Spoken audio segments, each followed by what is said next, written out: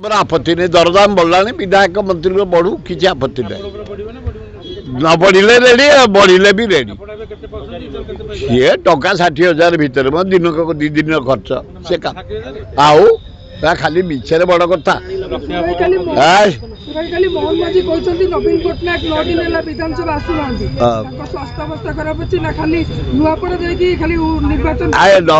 ତାଙ୍କ ଘରକୁ ଯାଇକି ଟିକେ ଫଳମୂଳ ଦେଇକି ବନ୍ଧୁ ହିସାବରେ ଗଲେନି ମୋହନ ମାଝୀ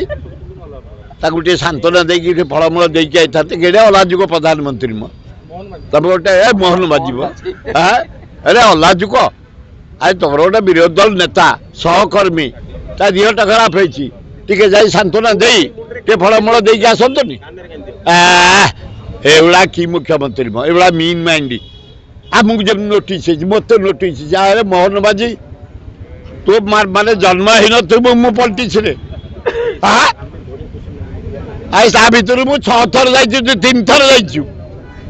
ଭାଗ୍ୟ ଭଲ ଗୋଟେ ହେଇଯାଇଛୁ ମୁଖ୍ୟମନ୍ତ୍ରୀ ଏଡେ ମିନ୍ ମାଇଣ୍ଡ ନୋଟିସ୍ଟେ ଦେଇଛ 40 ବର୍ଷ ଲାଗିଛି ସେ ମନ୍ଦିର କରିବା ପାଇଁ ଇନ୍ଦିରା ଗାନ୍ଧୀ ଆୟୁର୍ବେଦିକ ମେଡିକାଲ କଲେଜ ଆଜି ହସ୍ପିଟାଲ ଠିଆ ହେଇছে ଚିରଦିନ ପାଇଁ ଲିଙ୍ଗରାଜ ମନ୍ଦିର ଜଗନ୍ନାଥ ମନ୍ଦିର ଠିଆ ହେଇছে ଠିଆ ହେଇଥିବ ହାତ ବଳି ପାରିବନି ତମେ ଆଜି ହାତ ରହିବ ନା ନାହିଁ ସନ୍ଦେହ ସମୟ ଆସିବ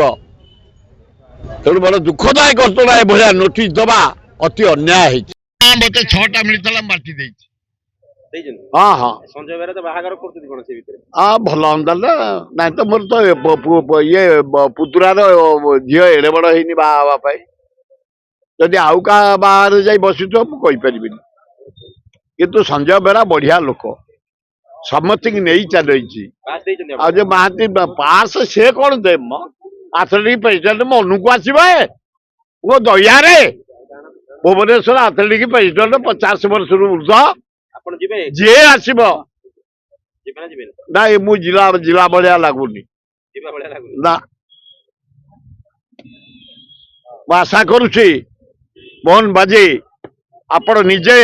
ଇନ୍ଦିରା ଗାନ୍ଧୀ ଆୟୁର୍ବେଦିକ କଲେଜକୁ ଯିବେ ଚିଫ୍ ସେକ୍ରେଟାରୀ ନିଜେ ଯିବେ ଡିଜି ନିଜେ ଯିବେ ନିଜେ ଅନୁଭବ କରିବେ ଆମେ ବିକିଛୁ ନା ନେଇଛୁ ନା କାହାକୁ ଦେଇଛୁ ଆମ କଲେଜ ସେ ମନ୍ଦିର ଇନ୍ଦିରା ଗାନ୍ଧୀ ଆୟୁର୍ବେଦିକ ମେଡିକାଲ କଲେଜ ମନ୍ଦିର ସେ ମେଡିକାଲ କେହି ବନ୍ଦ କରିପାରିବେନି ସେ କଲେଜକୁ କେହି ବନ୍ଦ କରିପାରିବେନି ଧନ୍ୟବାଦ ସାଧାରଣ ଲୋକ ଟିକେଟ ପାଉନାହାନ୍ତି କିନ୍ତୁ ଟିକେଟ ଯାଉଛି କୁଆଡେ ନାଇଁ ଲୋକ ସଂଖ୍ୟା ବଢିଗଲାଣି ଫେରଫେର ହେଉଛି ଟିକେଟ ବାରବାଟୀ ଷ୍ଟାଡିୟମ ଏଡିକିଟିଏ ଯଦି ଲକ୍ଷେ ଭଳିଆ ସିଟ୍ ଥାନ୍ତା ତାହେଲେ ସମସ୍ତେ ପାଆନ୍ତେ ସେଇ 25-30 ହଜାର କଣ କେତେ କେତେ 3,000 ସିଟ୍ କଣ ତାକୁ ପାରିକି ଶୋଇବେ କି ମୋହନ ମାଝୀ ସେ 3,000 ଟିକେଟକୁ ପାରିଦେବେ ଶୋଇବେ ବୋଧେ ଗୋଟେ ଗ୍ୟାଲେରୀ ନେଇଯାଇଛନ୍ତି ଗୋଟେ ବେଞ୍ଚ ନେଇଯାଇଛନ୍ତି ସବୁ ତ ନେଇଯାଇଥାନ୍ତା ଆଉ ଖାଲି ପଦ୍ମ ଫୁଲ ଉଡେଇଥାନ୍ତା ଆଉ ଲଜ୍ଜା ଲାଗୁନି ଛି ଛି ଛି ଛି ଛି